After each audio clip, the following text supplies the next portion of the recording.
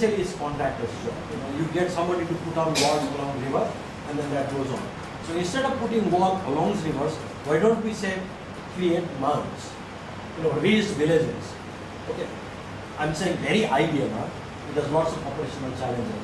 So rivers can move within those mounds, and then people are living on sort of larger, higher levels.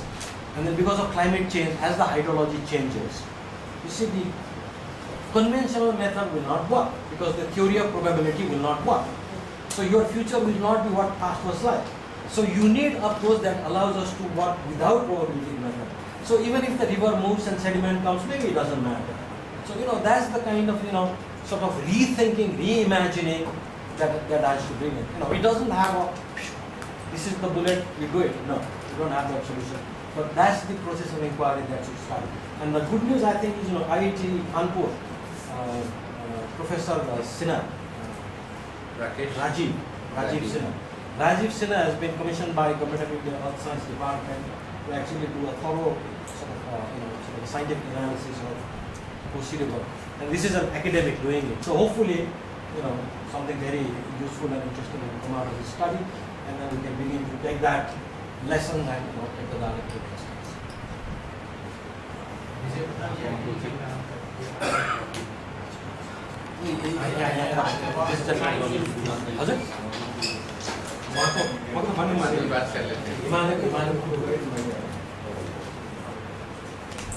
आपने अभी कोसी के बारे में बात किया जी।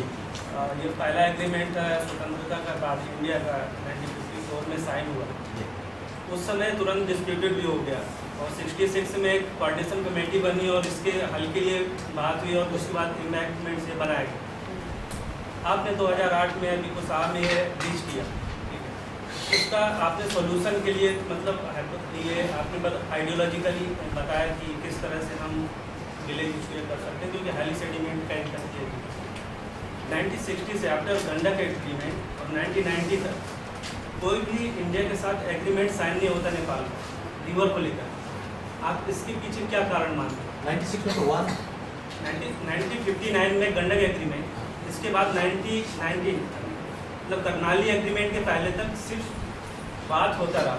इसके बीच में कोई ऐसा मेजर एग्रीमेंट साइन नहीं हुआ। इवन आपका महाकाली ट्रीटी जो हुआ 1996 में, आज अभी भी वो 2/3 मेजॉरिटी का जो रेटिफिकेशन का केस है, माना जाता है कि ठीक है उसने न्यू विंडो क्रिएट किया और अब शायद ऐसा हो सकता है कि ये लोग साइन करें, लेकिन अभी भी उस पर उन्होंने रेटिफाई नहीं किया। आप क्या मानते हैं 60 से लेकर 90 तक के बीच का जो टाइम है, इन्होंने सिर्फ महज करने में पॉलिटिकल इशू है या फिर टेक्निकल इशू है या कोसी का इस पर इम्पैक्ट है? क्या ऐसा कारण है कि अभी तक चीज में साइन नहीं हुआ?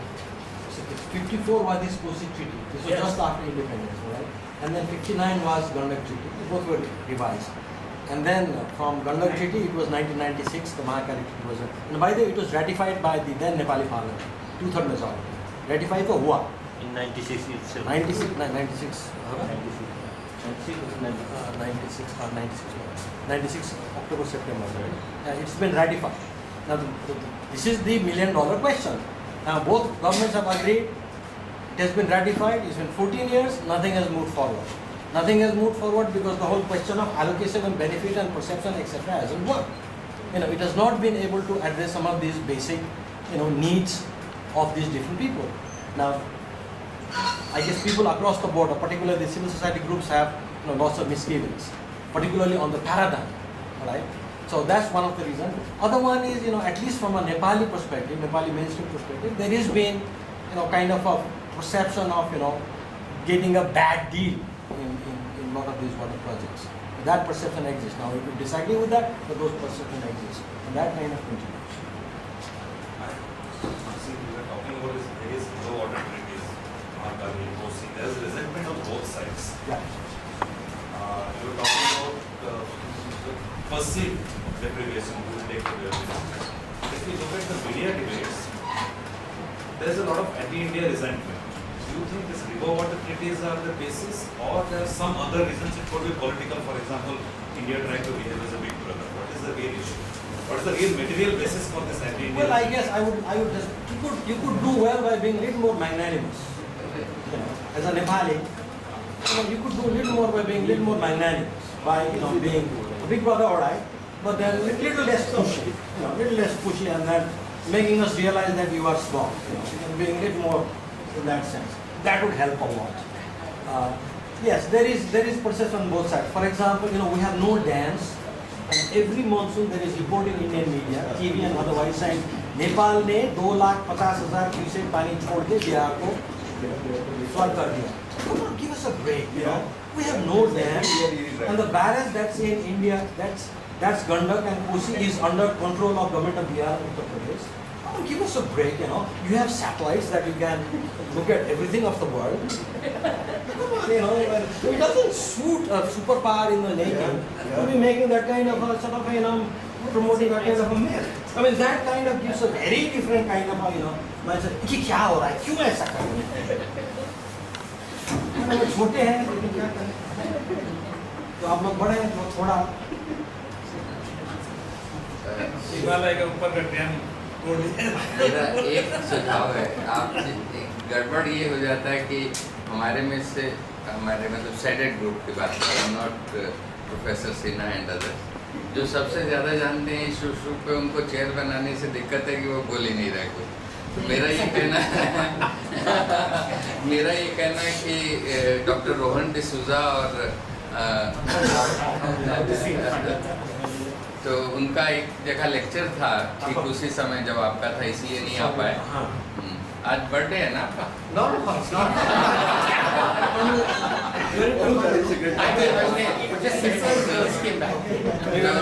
मेरा ये कहना है कि कम से कम सौम्या जी एक अपना 2-4 मिनट का कमेंट कह दें और फिर वाइंड अप कर दें, उसके बाद एक चांस इनको भी दें और फिर उससे वाइंड अप कर दें।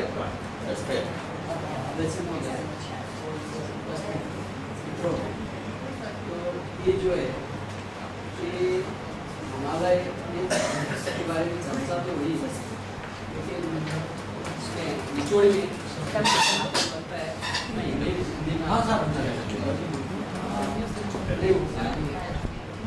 ये 993 गाँव, 31 लाख लोग, 34 गाँव नेपाल के, और 45 साल के अंदर 8 बार, और ये 12 lakh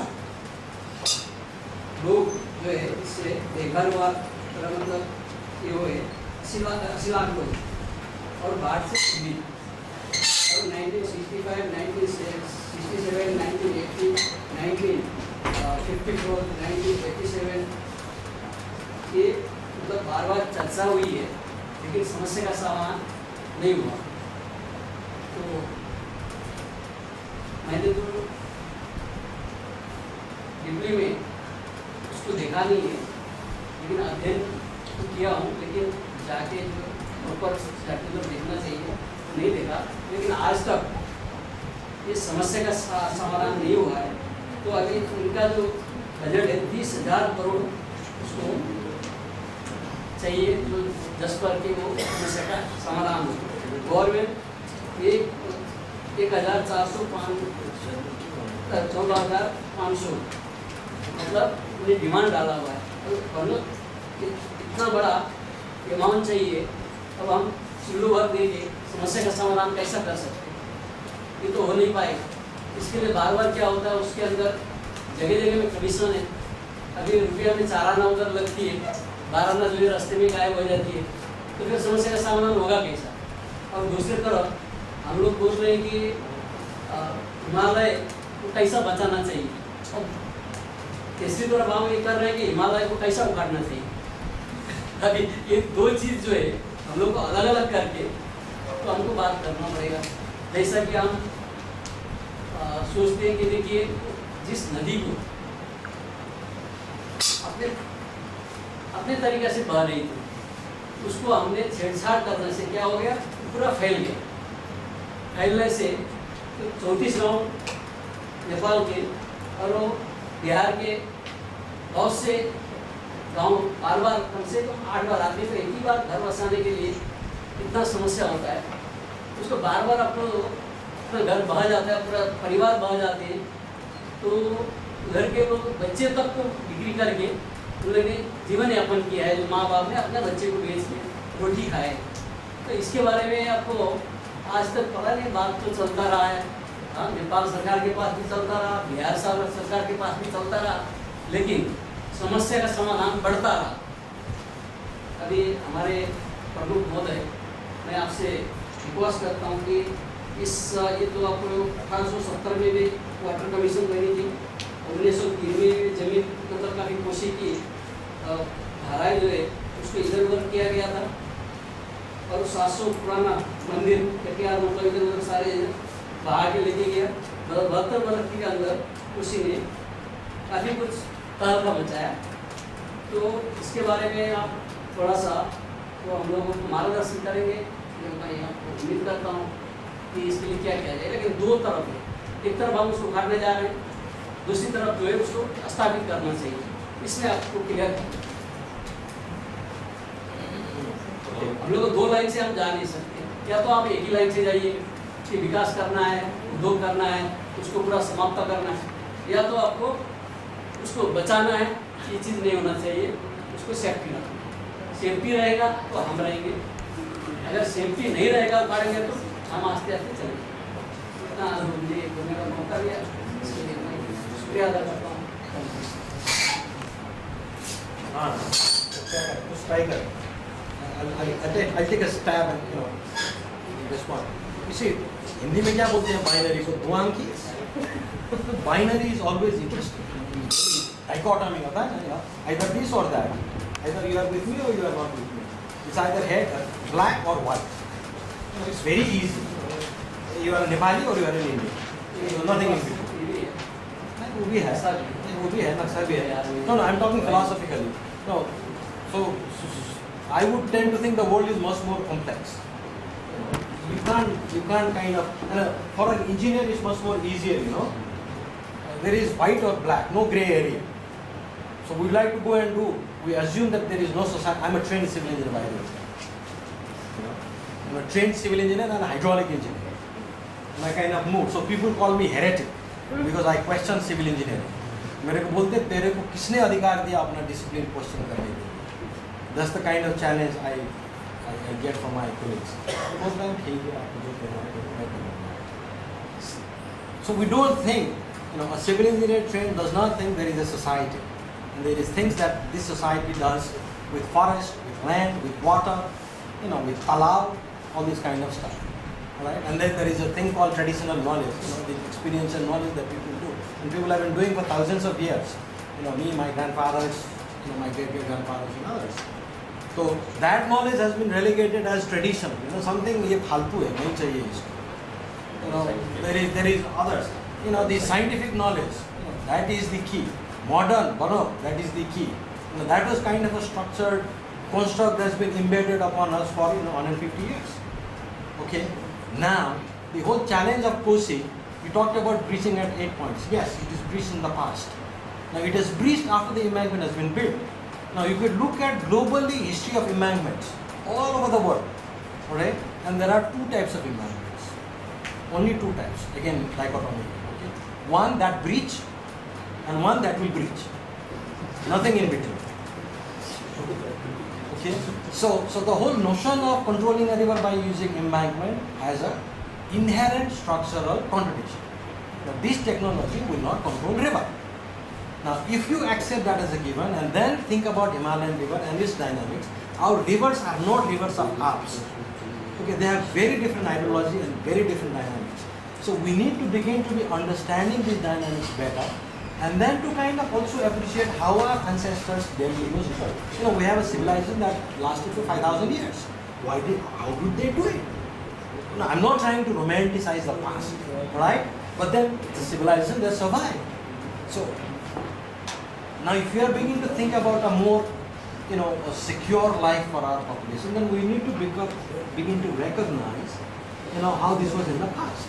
And then also not deny scientific knowledge, and then kind of generate a new synthesized, assimilated knowledge that brings in natural science and social science and, you know, local understanding and so on and so forth. I don't have an immediate answer.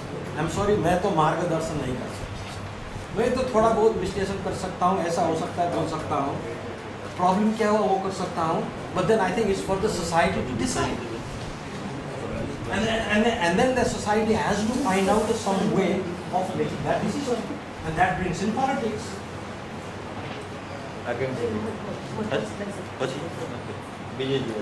नहीं chair unless there are others chair Rohan ji. No, okay, I missed the. I'm so sorry. I didn't have the option to listen to Deepak, and I'm meeting him after a very long I time. thought about what you would talk. Yeah. But in fact, today I should. I hope there's even if there is someone from the Indian security establishment, what I say here, I think is a no. Is not worrying for me personally. I actually had a meeting at the IDSA today, and they were talking about China and the fear of the dams on the Brahmaputra. But you know, from that, I got the impression that the Indian establishment wants to have their cake and eat it. They want to Yes. capture water on the Indus, but they don't want Pakistan to talk about it. They want Nepal to be part of a storage community that sells electricity only to India, because where else will it go? They don't want China to build the dams. And then they want to hold back water from Bangladesh. So wherever necessary, they're upstream. Wherever necessary, they claim victimhood of downstream. Of course, with China, nobody can say anything. They concluded that China, if it determines to build these dams, they have the money, they have the time, they have the people, they do it. You can't stop it. Yeah? Unless the language game changes, which is something you're speaking of today. It's like a small child in a chocolate shop. You know, I want this, I want that, I want this. You can't have it that way. And the fact of the matter is this: today, the training for engineers in China, in India, in Bangladesh, in Pakistan are the same. They all know the statistics of average flows, which is ecologically speaking completely a nonsense bullshit. They accept this term called surplus water, which again ecologically speaking is a nonsense term. Yeah? They believe in river control, steel, cement. You see, that whole worldview has collapsed. It's finished. That paradigm is broken. It's 200 years old. It has ended in the way it was. Some people have speculated will end in the 19th century also. It's broken. Now you need a new language. You need new ideas. If you want to do Band-Aid, then it's the same. Yeah. So I think people such as Deepak Tiwari, Ajay Dikshit, I think several people, Dinesh Mishra in India, Jayant Bandyopadhyay. I mean, these are just few names I'm thinking. I'm sure there are many in China as well. You know, in fact, this fellow from the Indian establishment was saying that, you know, it's a pity that China does not have a Veda Patkar to stop the dams there. You see? So there is a sheer collapse in terms of the response. You see, India's response, they're managing all this. It's a crisis of how they are looking at this river system. So, you know, I think the time now is we have to now marginalize the engineering view. There are different imaginations, different ways of living with rivers. And fortunately, and I see this as a, you know, despite high economic growth, almost 2 centuries of modernity, the livelihood strategies of many riverine communities in South Asia is still visible in some parts. That we have to tap before they finally extinguished. We have to find out how they actually have, you know, their cosmologies, not ideology, but cosmology is how they're related to river systems. We have to tap into that before they are, before they're given literacy and employment in government offices. Before that happens, I think we have to have another learning curve on this possibility. And last, I'll just say that, you know, one of the things that strikes me is that, this dam building in northeast India, especially in Arunachal, this is actually part of a much more complex conspiracy. Dams is not only about water and hydroelectricity. You see, the northeast, for the first time, I am seeing an ideology for dramatically altering place. Local communities, see, indigenous communities, their ethnic identity is through place. My forest, my land, my river, my sacred places, and so on. Here you are transforming place into national space. This is which dams is a project? You see, you have to understand that dams and roads, two major ways of making them start using malls. That is the real politics of that matter. It's not just hydroelectricity. It's many of the cost benefit analysis is totally spurious. So we have to see these political projects of how you are removing place, you are moving that place and making it into national space. I think that's an important politics to understand in the past. Not everything is about Q6 and Qmax and kilowatts. There is a deep political strategy because people with place really don't belong to national space.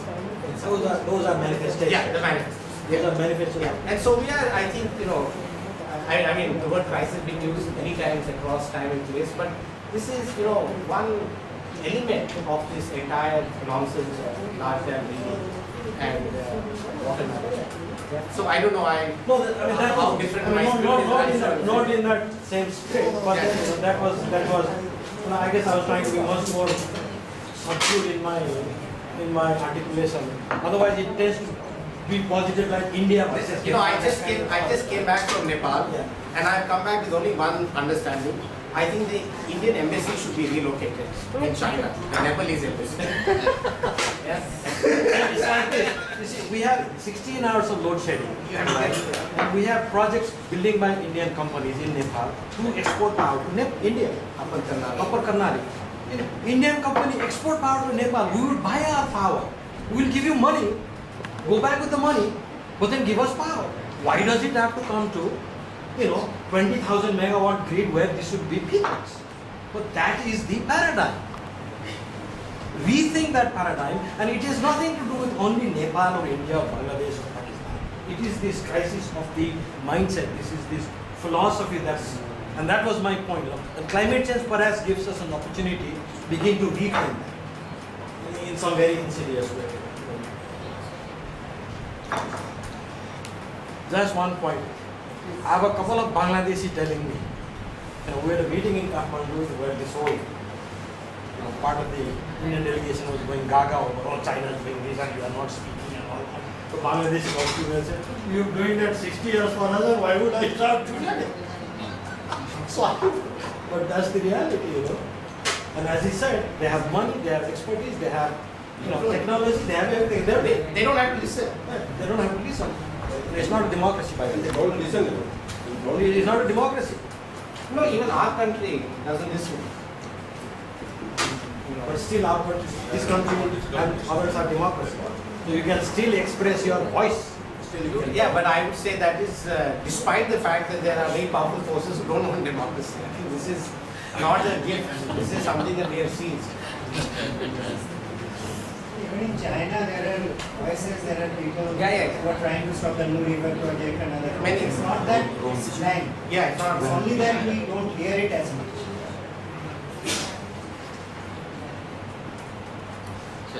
चलिए chair साहब के I think I will not take much because I have several points which are in somewhat in conflict with some of the aspects presented.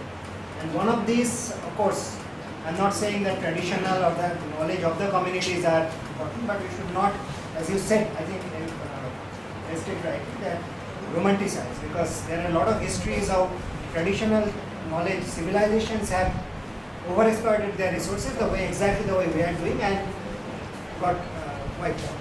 So that's one area. But other areas that I wanted to just raise, because the overall macro aspect has been very, very important.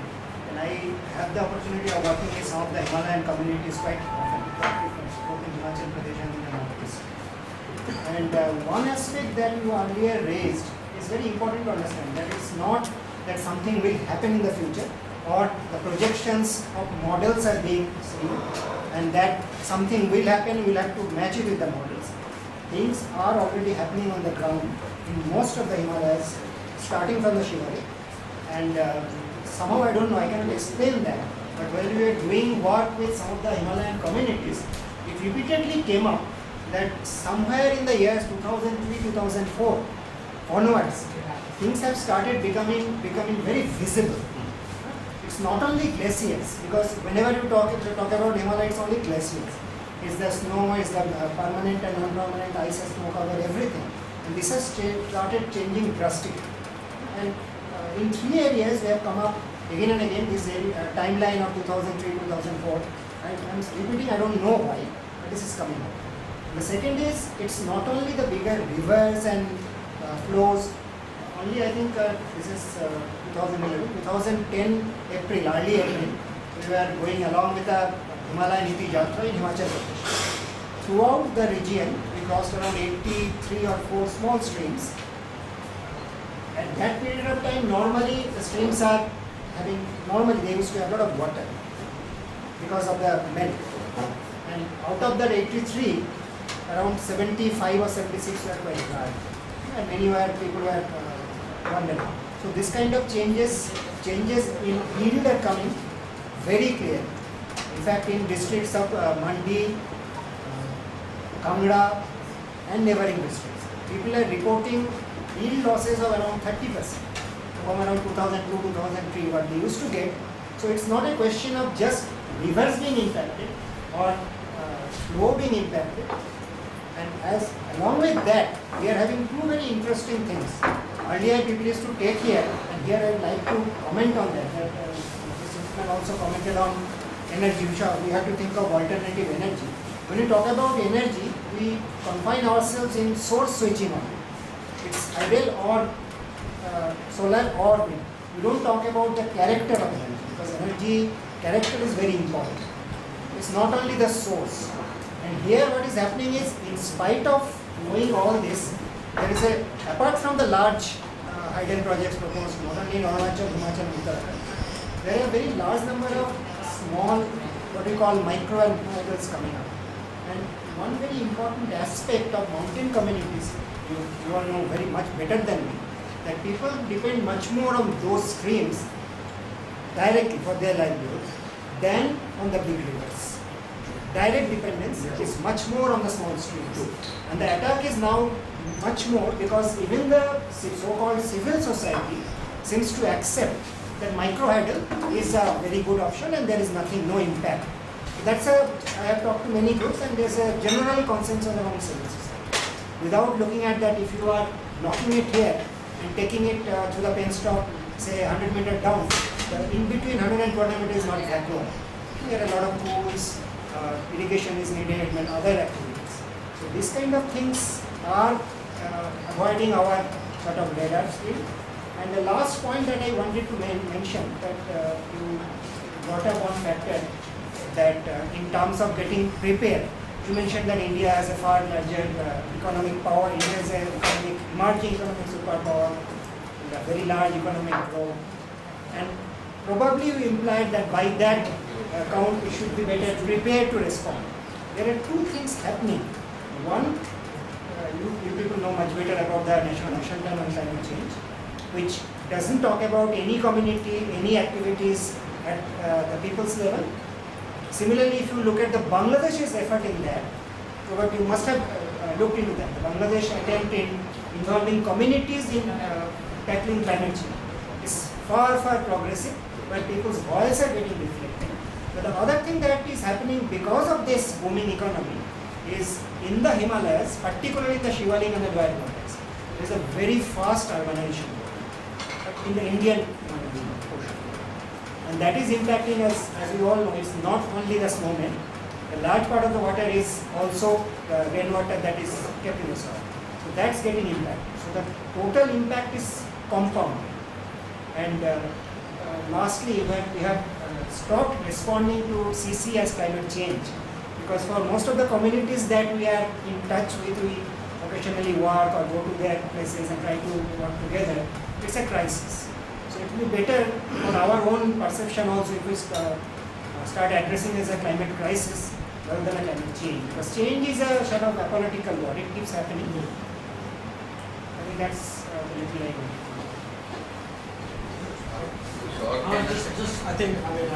First of all, thank you very much. As I said, just some thoughts I wanted to share with you. Fantastic. Thank you so much for giving me the opportunity. But then I agree with you. First, I think just on the energy point, I think it's a very important, just not switch swords. It's also character. And I think the Fukushima crisis also gives us a bit of a sort of a reflection. You know this? I live in a hotel. So I go and do this. This is a key. And to operate this, it has to have an energy. So 10 years ago, we used to have key. It was fine, You could still go and lock, open and, things function. For some reason, this is what we need to have. Now, this requires 24 hours, 7 days, 365 days, that energy. Continuous, guzzling. Now, how does that energy comes from? Either it comes from hydro, it comes from thermal, it comes from, diesel, or it comes from coal or nuclear. And of course, even a society as prepared and organized as Japan, face this crisis in Fukushima, then perhaps we need to begin to think about, how we meet your energy needs. So we need to perhaps disaggregate our needs. What are our, genuine domestic needs and how we can build that with low cost. And then perhaps other needs, transportation and so on and so forth. So the whole idea of reconceptualizing is I think is very, very important. And second point, yes, climate change scenario, future, all the rest of it. But there is also current variability, which is becoming much more exacerbated. So therefore, a lot of this point you said about mid-hills, in mid-hills of Nepal, like you said in Uttarakhand, springs are dry. The yield is not what it used to be 10 years ago. Another point I just want to mention, Shivalik, not just urbanization, Shivalik in Nepal are just being mined to get out sand and stones for urbanization across the country. Now, I could posit it as a Nepal versus India stuff. No, it has nothing to do with that. It has got more to do with that political economy of urban sprawl that we are saying. Now, how do you understand these processes? So, I hope SADED and then sort of reflections such as this would give us some idea of thoughts sharing, and then reinvigorating the whole kind of reimagining that Ron talked about. I think the point you're also making is we are in this mess together. Yeah. There is no point there is, actually. We are in this mess together. There is no point saying, you are a Nepali, you are a Nepali. Thank you very much. I have nothing to add.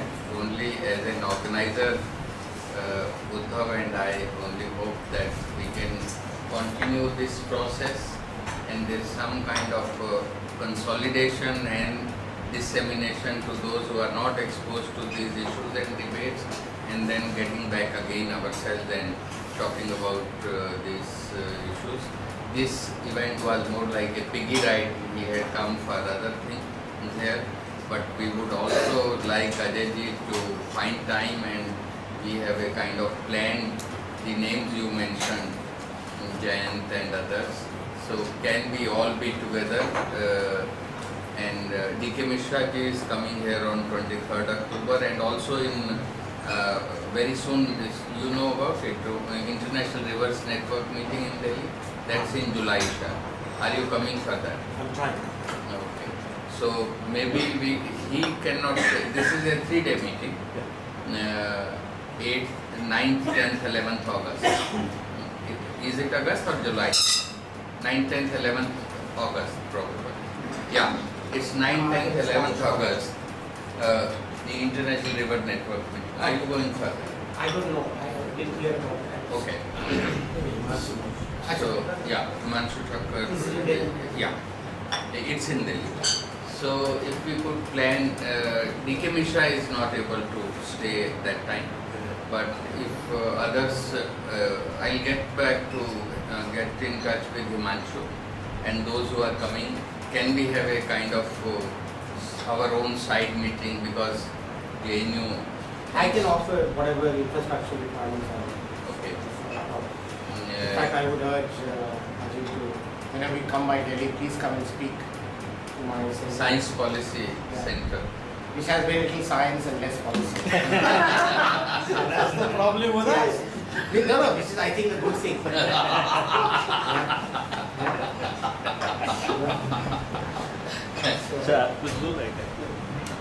नहीं, लेकिन इस पे इसको आगे सिलसिले को कैसे चलाएं? फाइल करेंगे जैसे बंदोपाध्याय का एड्रेस चाहिए मेरे पास, मैं दे सकता हूँ। We are very good friend from IIT Kanpur days. और अजय जी को बताऊँ, मैंने इंजीनियर को सोशियोलॉजी पढ़ाने में मुझको वही प्रॉब्लम थी। साहब ये सब your subject is all words and words and words, nothing concrete. ये बहुत परेशानी होती है कि सोशियोलॉजी कैसे पढ़ाया जाए इनको। मैं यही IIT में यहाँ IIT दिल्ली आप दिल्ली IIT में पढ़ा? वहाँ नहीं, कानपुर नहीं, वहाँ से PhD किया। अच्छा। तो आपको एक एक सेकंड, 2 सेंटेंस में बताऊँ। मैं कहता था कि भाई सुनो, तुम्हारी शादी हुई है कि नहीं, मैं यहीं से शुरू करता हूँ। अच्छा, साहब बात चल रही है, हमने कि बात में क्या होता है, बात कौन करता है, तू क्यों नहीं बात करता है। ये कंक्रीट है कि ये वर्ड्स होता है। शादी जो तुम्हारी हो रही है, इसमें हाउ कंक्रीट इज कंक्रीट है। आई थिंक सोशियोलॉजी हमारे से होती है इंजीनियर के साथ। तो वो तो है, आपका कहना बिल्कुल सही है सर। डॉक्टर साहब, हमारा एक इंस्पायरिंग फैक्टर तो आप भी इस तरह का हाँ, डॉक्टर ओमकार मित्तल हाँ। पता नहीं मिस्टीरियसली इतने क्वाइट क्यों हैं। कोसी पे इन्होंने बहुत संवाद किए हैं और ये लोगों को जादू मंत्र बताना चाह रहे हैं कि भैया ये सब सॉल्यूशन नहीं है। लोग समझते नहीं है, फिर भी ये लगातार अभी छूट जाने वाले हैं बेहद। और लगातार जो आप कह रहे थे डॉक्यूमेंटेशन, इन्होंने अभी छपरा गोपालगंज में एक मीटिंग की थी और अब उसका फॉर्मेट बदला है, just to document people's cosmology what you refer, and it just does not happen in a conversational mode. That's my understanding of Gopalganj meeting, that what you wanted was people to speak out their cosmology, but in a conversational mode they come out on it, but in a meeting like situation they have their own view what is expected to speak, and they speak their own, you know. एक line की भी काम की बात नहीं हुई। 2 दिन की मीटिंग थी, सुनने आते हैं ना, कहने नहीं आते। हाँ वो कहने नहीं, पर कहने पे जो कहा भी उन लोगों ने, तो मतलब it was strange kind of superficial parroting the same thing. और दूसरा पार्टी जैसे कह रहे थे नेपाल वाला अजय, आप जो कह रहे थे ना, सॉरी, मतलब बिहार में आप बारिश के दौरान चले जाइए तो ऐसा लगता है कि नेपाल और राजा इंद्र का इतना डायरेक्ट हॉटलाइन है, तो हर आदमी, लीडर्स सब, अरे तुम इतना नेपाल करते रहते हो, उनसे बाढ़ नहीं रुकवा सकते। तो every time you have to have 90 के बाद से इतना परवेसिव एंटी नेपाल सेंटिमेंट है बिहार में, यू कांट इमेजिन। और our politicians, even the intelligent engineers like Nitish Kumar, they also do not dispel this because it seems they also believe in this paradigm. No, it perpetuates their interest. No, it perpetuates their interest. They know Yeah, that's recently he the- raised this No, question. That's they the point. understand perfectly. It has nothing to do with individual. It perpetuates that hierarchic mindset. You shift the blame elsewhere. Yeah. वो नहीं, एक बात बताओ, जैसे ये हुआ था तो हमने विजय कुमार को फोन किया। Yes, Bhagalpur, doctor Vijay Kumar. तो बोला विजय भाई ये क्या हो रहा है, तो इन्होंने एक विज्ञप्ति निकाली कि सरकार अंधों की दुनिया में चश्मे बांटना छोड़ दे। Saying that the blame lies with government of Bihar, not with Nepal. Now, there are these voices, not that it's absolutely silent, but then these are there at the periphery. But then the whole thing Deepak Gayawali traveled to Bihar. Right. And he was And minister. yes, हाँ, minister. He was Yes. minister. He traveled and he went to all these places. And he said, आप हाँ, हमारे यहाँ barrage कहाँ है, आप उस संकट देते हो। किसका बराज खोल रहे हो? बराज तो आप बनाते हो, हमारे पास तो पैसा नहीं है, हम क्या बराज बनाएंगे? All the stories. Mittal Saab is very keen to pursue this river on the people dialogue between Nepal and India. So if he could just हम लोग तो मिले ही थे उधर का। हाँ, आप तो आए थे। नहीं, कोर आइडिया अगर आप फिर से कह दें सब लोगों के बीच सिन्हा के भी हैं तो वो तो देखिए, जो एक तीसरा, वैसे तो आपने 3 पक्ष परिभाषित किए और एक चौथा पक्ष भी होता है। चौथा पक्ष वो लोगों का पक्ष है। हाँ, अब वो NGO उसको रिप्रेजेंट करती नहीं करती, ये एक ओपन सवाल है। तो इसलिए वो जो पक्ष है वो उसकी कहीं पर अभी सुनवाई नहीं है, ना किसी ने सुना है ना किसी ने बोला है। तो वही था कि नेपाल और इंडिया की साइड जो लोग रिवर के साथ साथ रहते हैं उनकी बात भी थोड़ा सुनी है, उसका क्या तरीका बने यही हम लोग सोचते हैं, क्योंकि वो भी एक पक्ष है जिसकी अपेक्षा की क्योंकि किसी ने सुना ही नहीं उसको। तो आपके मतलब maybe you have different experience in Nepal which I am not aware of, लेकिन इंडिया में जो कुछ भी मेरा लिमिटेड एक्सपीरियंस है इसमें engineers are there and sometimes NGOs are there. There is another side which you not mentioned so specifically, which is the supra state, the World Bank. Oh. So they are their own. So there are more than 3 sides actually. And right now there is only one side. Whether it is the government, it is the private sector, it is the World Bank, the NGOs. For all practical purposes, there is only one side. So that is the problem. And it was very informative and of course I am not reopening the discussion, but since Vijay has particularly mentioned my name, so I am just trying to respond to his request. Though it is interesting when you said that after world dams, the house was divided again. But I have seen quite a few important people representing the alternative paradigm endorsing explicitly the World Commission on Dams. So World Commission on Dams was set up by World Bank, which is responsible for setting up all these dams and funding these dams, and it came out with some kind of statement and sort of claimed victory that everybody has been coopted together happily now. And to my surprise, quite a few important people, at least in India whom I know, are endorsing that World Commission on Dams. And if you endorse that, then you don't have a problem with anything. World Bank is going right. Fortunately, that's not. Fortunately, there are also counter views. People say that's not. It's not a consensus. I would like to know. But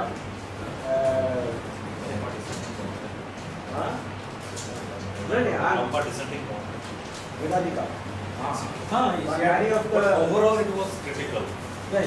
Especially when we had the business side. rehabilitation is not the issue. Issue is the dam construction per se. The whole paradigm. So by bringing in the poverty issues, etc., marginalization issues, you marginalize the core issue. I mean, This is to construct a dam or not to construct a dam. Anyway, the point I am trying to make is that so in my view, which Vijay is trying to point to, I mean one thing which is not coming to the debate is we have canals on our side and you have canals on your side. Now we know what is happening to canals on our side, but there is not much discussion on canals on your side. Do the canals built on Gaddak River and the Kosi, whatever has been done, because this is a kind of a, when we say multi-dimensional reality, so we try to mix up things and one negative cancels the other negative. So there is actually. So in the Gandak every season before the rice planting season, the farmers of Gandak Kaman area in Nepal actually do a dharna at the Gondor Control Office in the barrage every monsoon. And it's a story that doesn't come out. It's sort of Exactly. So you see, we've seen in Kosi, western side canals are never built. same story. Eastern side canals are run into problem. Gandak, our side there is problem with canals. Your side there is problem with canals. Now we are seeing the same situation in Jamna. I mean, Jamna river is described one major reason is canals. The canals are not benefiting the farmers than whom they are benefiting. Now this issue is not coming to debate so much. We are talking about energy, but we are not talking about canals, which are destroying the river. So once we start talking to the people, perhaps these issues will come.